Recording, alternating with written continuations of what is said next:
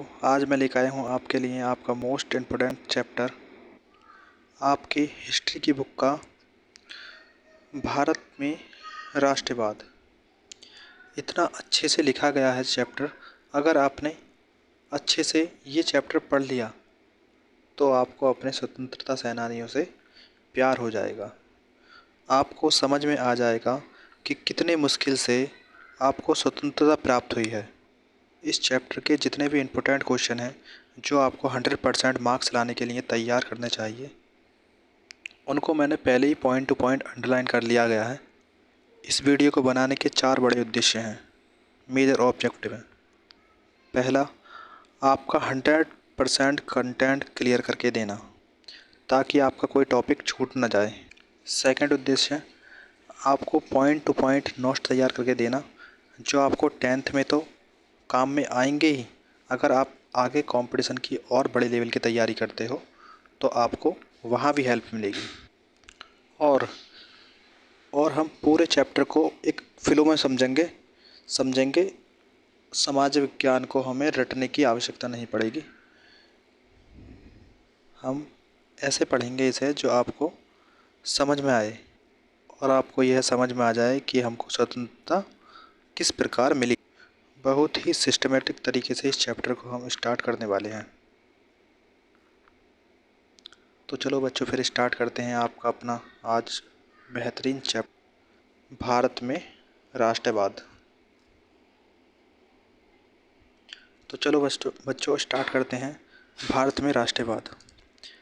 जैसा कि आप देख चुके हैं, यूरोप में आधुनिक राष्ट्रवाद के साथ ही राष्ट्र राज्यों का भी उदय हुआ। आपने देखा यूरोप में क्या हुआ था। यूरोप में जैसे जैसे राष्ट्रवाद उत्पन्न, छोटे छोटे राज्य या देश बनने लगे। इससे अपने बारे में लोगों की समझ बदलने लगी। वे कौन हैं, उनकी पहचान किस बात से परिभाषित होती है, यह भाव बदल गई। उनमें राष्ट्र के प्रति लगाव का भाव पैदा होने लगा। देखिए यूरोप में क्या हुआ था।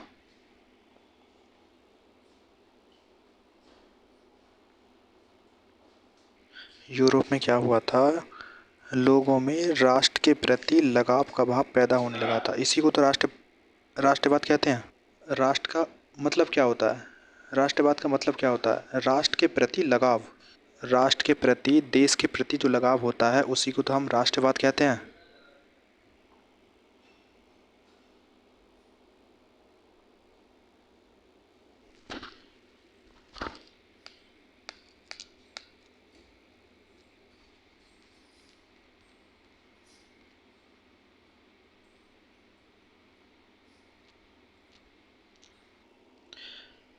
नए प्रतीकों और नए चिन्हों ने, नए गीतों और नए विचारों ने नए संपर्क स्थापित किए और समुदाय की सीमाओं को दोबारा परिभाषित कर दिया।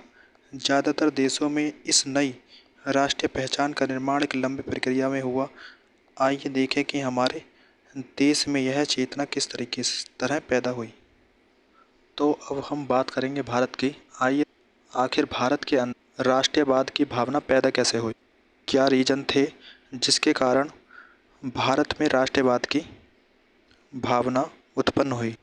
तो चलिए स्टार्ट करते हैं। यहाँ से हमारा चैप्टर स्टार्ट होता है। पहला पॉइंट यही है कि भारत में आधुनिक राष्ट्रवाद का उदय कैसे हुआ, क्या कारण था। दूसरे उपनिवेशों की तरह, उपनिवेशों मतलब जो अंग्रेजी शासन के अधीन थे, जो और देश थे, जो दूसरे देश थे, ऐसे देश जो अंग्रेजी शासन के अधीन थे। आपको ध्यान होगा जो भारत था 1947 से पहले अंग्रेजी शासन के अधीन था, तो हम लोग उपनिवेश थे। मतलब दूसरे उपनिवेशों की तरह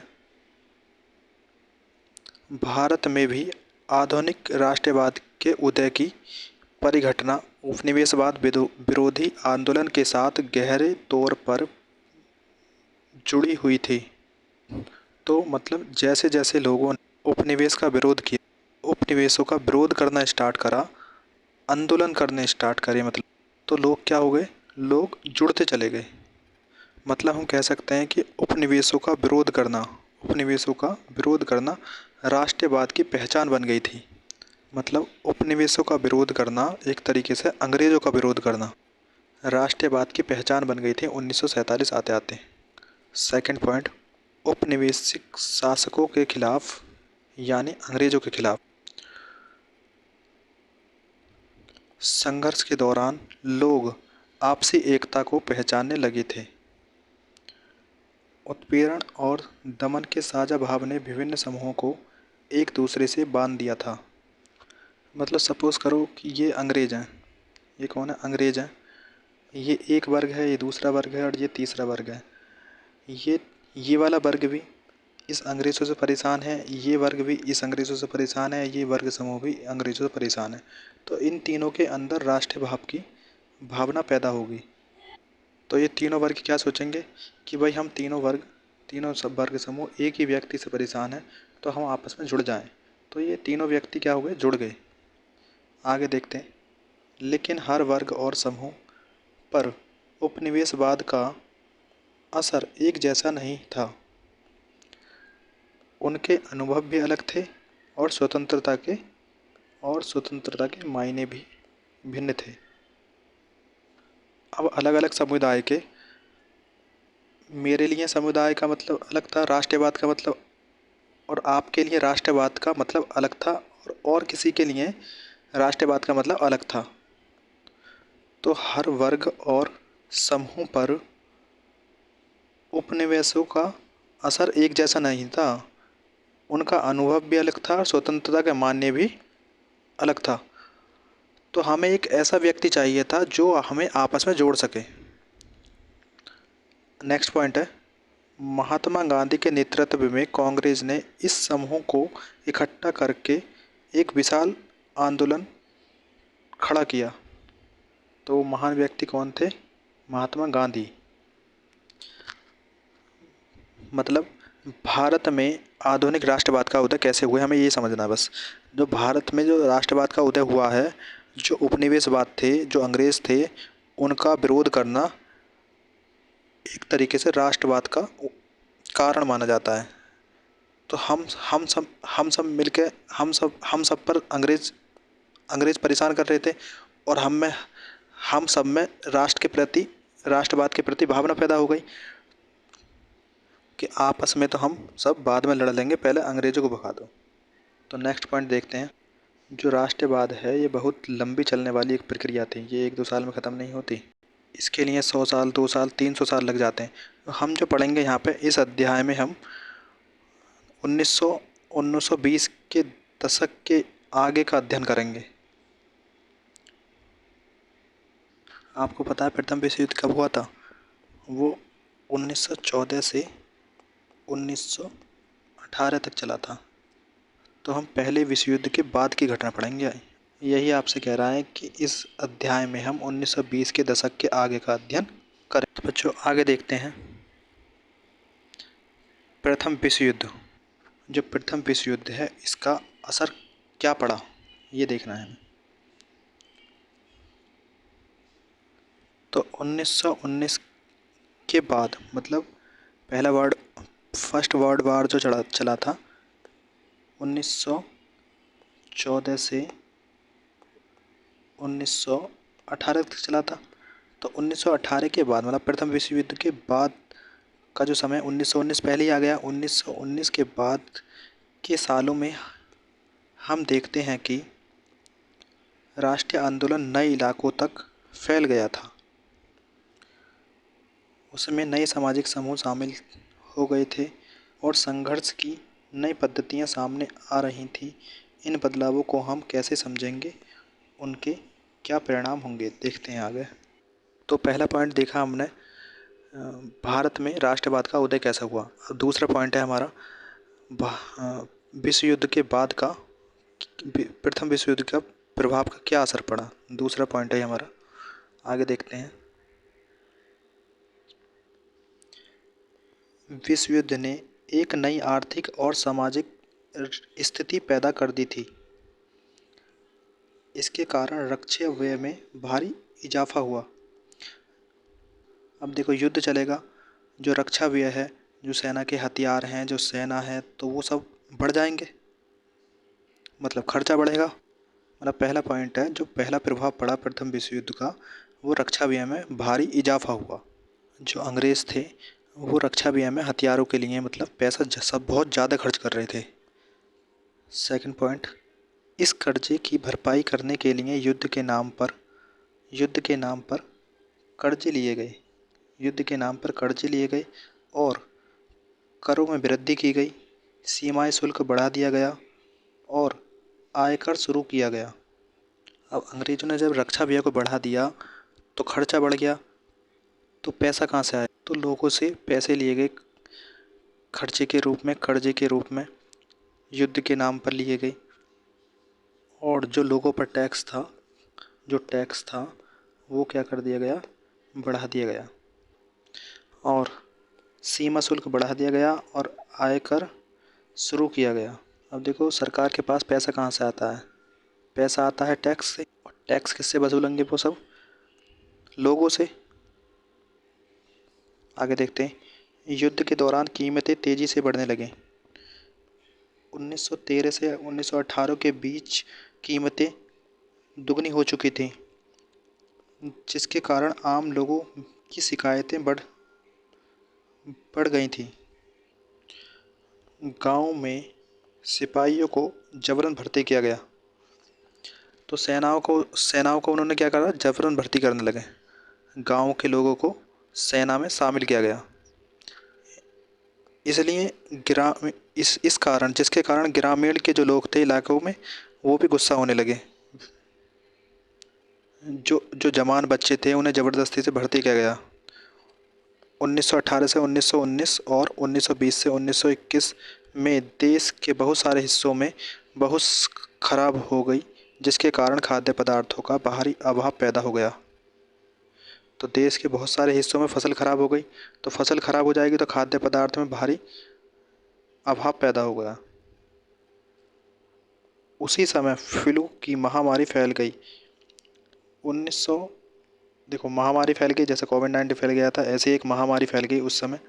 तो 1921 की जनगणना के मुताबिक दुर्भिक्ष और महामारी के कारण 120 से 130 लाख लोग मारे गए थे। तो एक बार पढ़ लेते हैं सभी जो नीचे दे रखा है। लोगों को उम्मीद थी कि युद्ध खत्म होने के बाद उनकी मुसीबतें कम हो जाएंगी। ऐसा लग रहा था कि युद्ध खत्म होने के बाद लोगों को उम्मीद थी कि युद्ध खत्म होने के बाद मुसीबतें खत्म हो जाएंगी, लेकिन ऐसा कुछ नहीं हुआ।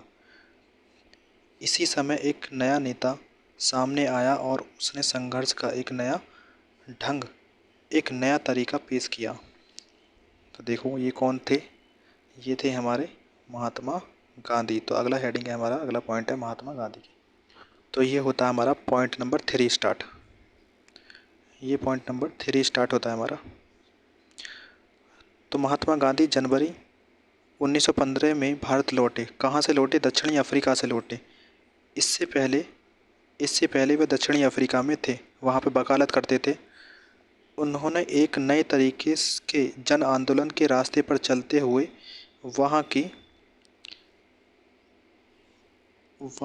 नस्ल भेदी सरकार से सफलतापूर्वक लोहा लिया था। जो नस्ल भेदी सरकार है, ये वही है, गोरे लोग, काले लोग, जो भेदभाव पैदा किया था।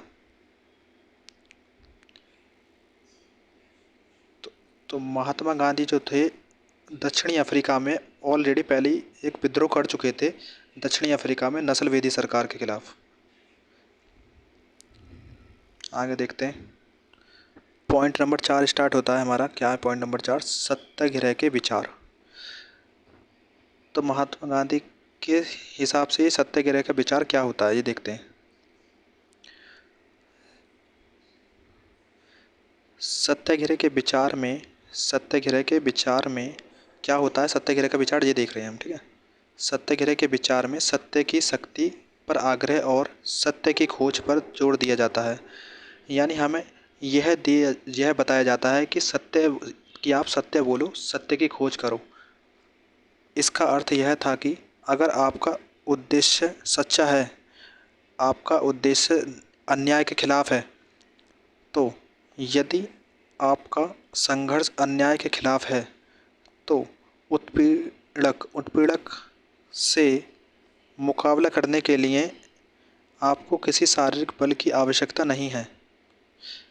प्रतिरोध की भावना या आक्रामकता का सहारा लिए बिना, मतलब बिना बिना लड़ाई करे बिना, बिना अहिंसा के किए बिना, बिना अहिंसा करे। दोबारा देखते हैं। प्रतिरोध की भावना या आक्रामकता का सहारा लिए बिना, मतलब विद्रोह करे बिना। सत्याग्रही केवल अहिंसा के सहारे भी अपने संघर्ष के खिलाफ संघर्ष में सफल हो सकता है। गांधी जी कहते थे कि अगर आप प्रतिशोध की भावना या आक्रामकता का सहारा लिए बिना बिना लड़े, जो सत्याग्रही लोग होते हैं वो बिना लड़े अहिंसा के सहारे भी संघर्ष में सफल हो सकते, लड़ाई में सफल हो सकते। आगे देखते हैं। इसके लिए दमनकारी शत्रु की चेतना को झंझोड़ना चाहिए। उत्पीड़क शत्रु को ही नहीं बल्कि सभी लोगों को हिंसा के जरिए सत्य के स्वीकार करने पर विवश करने की बजाय सच्चाई को देखने और सहज भाव से स्वीकार करने के लिए प्रेरित करना चाहिए। अगर आपका कोई, देखो ये शत्रु है, अगर आपका कोई शत्रु है तो उसके खिलाफ आप लड़ना चाहते हो तो शारीरिक बल से मत लड़ो, इसको सच्चाई का अनुभव कराओ। इसको सच्चाई का अनुभव कराओ। आप अपने शरीर से मत लड़ो, आप हथियारों से मत लड़ो, इसको सच्चाई का अनुभव कराओ। आप सच्चे रास्ते पर चलो।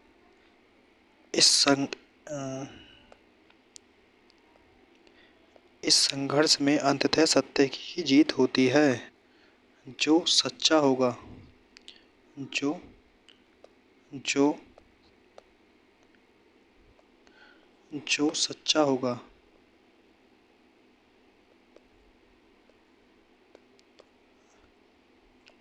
जो सच्चा होगा जो सच्चा होगा अंत में उसी की जीत होती है। यही सत्याग्रह का मतलब था। अब बात करते हैं सत्याग्रह आंदोलन की। अब देखेंगे सत्याग्रह आंदोलन आखिर चलाया कहाँ कहाँ गया था। तो देखते हैं। 1917 में उन्होंने बिहार के चंपारण इलाके का दौरा किया। तो सबसे पहले बिहार के चंपारण इलाके का दौरा किया था 1917 में, और दमनकारी बगान व्यवस्था के खिलाफ किसानों को संघर्ष के लिए प्रेरित किया। देखो बगान क्या होता है, देखो जी बगान व्यवस्था क्या होता है ये देखते हैं। बगान व्यवस्था क्या होती है। तो सपोज़ करो ये क्या है, ये पूरा एक खेत है, इसके अंदर बागान होता है, मतलब चाय और कॉफ़ी के खेत, और इसके अंदर कुछ व्यक्ति रहते हैं। तो उनको घर जाने की परमिशन नहीं होती थी। कई महीनों तक मज़दूर इसी के अंदर रहते थे, इनको घर जाने की इजाज़त नहीं होती थी। कई महीनों तक या सालों तक उनको यहीं पर काम करना है, यहीं पर खाना है, यहीं पर पीना है और यहीं पर रहना है, मतलब तो उनको घर जाने की परमिशन नहीं होनी थी। इसी व्यवस्था को हम बागान व्यवस्था कहते हैं। 1917 में उन्होंने बिहार के चंपारण इलाके का दौरा किया और दमनकारी बगान व्यवस्था के खिलाफ किसानों को संघर्ष के लिए प्रेरित किया। किसानों को बताया कि आप संघर्ष करो, हम तुम्हारे साथ हैं अंग्रेज़ों के खिलाफ। 1917 में ही उन्होंने गुजरात के खेड़ा ज़िले के किसानों की मदद के लिए सत्याग्रह का आयोजन किया। फसल खराब हो जाने और प्लेग की महामारी के कारण खेड़ा जिले के किसान लगान चुकाने की हालत में नहीं थे। वे चाहते थे कि लगान वसूली में ढील दी जाए, लेकिन अंग्रेज़ थे, वो मानने को तैयार ही नहीं थे। तो गुजरात के सत्याग्रह का दूसरा दौरा था ये, जहाँ पर गांधी जी ने सत्याग्रह का आंदोलन किया। 1918 में सूती कपड़ा कारखानों के मजदूरों के बीच सत्याग्रह आंदोलन चलाने अहमदाबाद जा चुके थे। तो उनके सत्याग्रह आंदोलन का जो तीसरा दौरा था दौरा नहीं है, जगह। जो गांधी जी के सत्याग्रह आंदोलन का तीसरी जगह जो थी वो क्या थी? अहमदाबाद। तो सत्याग्रह आंदोलन चलाने की पहली जगह कौन सी है? बिहार के चंपारण में। दूसरी गुजरात का खेड़ा जिला। तीसरी जगह अहमदाबाद। ये पॉइंट नंबर हमारा 5 था। ये पॉइंट नंबर 6 होगा। तो बच्चों आप अंडरलाइन कर लो, आगे नेक्स्ट पार्ट में देखेंगे। ये हमारा रॉलेट एक्ट।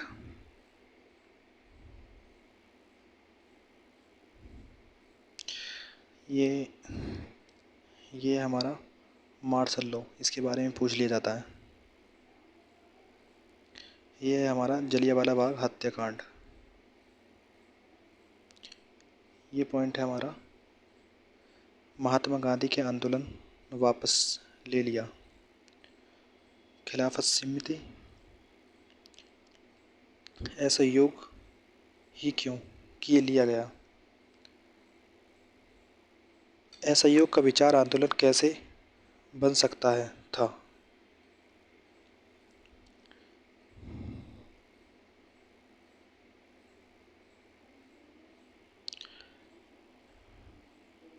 ग्रामीण इलाकों के विद्रोह। सन्यासी बाबा रामचंद्र के बारे में भी आता है। एक थे गुरिल्ला आंदोलन के बारे में पूछ लिया जाता है।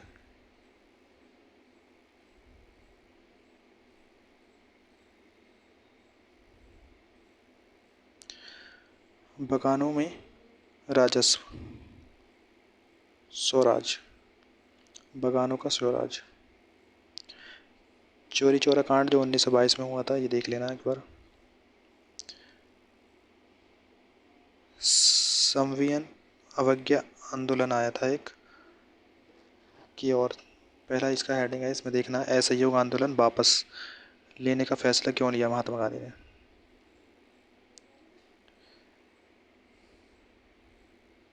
Simon commission. पूर्ण स्वराज की मांग। नमक यात्रा। सविज्ञा विज्ञा आंदोलन।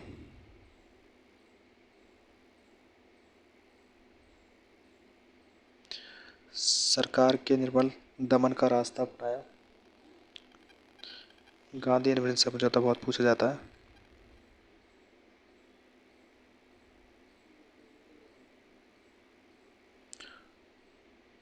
लोगों ने आंदोलन को कैसे लिया? सिफिल नफरामनी। सिफिल नफरामनी के नाम से भी जानते हैं हम किसको? सविनय अवज्ञा आंदोलन को। व्यवसायी वर्ग।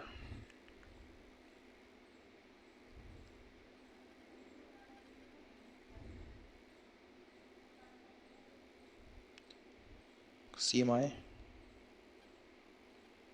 फिर है हमारा अगला डॉक्टर अंबेडकर ने 1930 में दलितों को दमित वर्ग एसोसिएशन।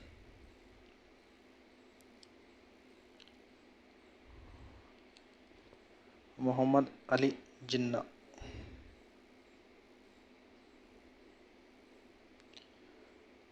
सामूहिक अपनेपन का भाव। राष्ट्रवाद की भावना, सामूहिक अपनेपन की भावना, यह है भारत माता की छवि। जैसे हर एक राष्ट्र की छवि होती है, माता के रूप में दर्शाया गया है, महिलाओं का रूप दिया गया है। ये देख लेना आप एक बार।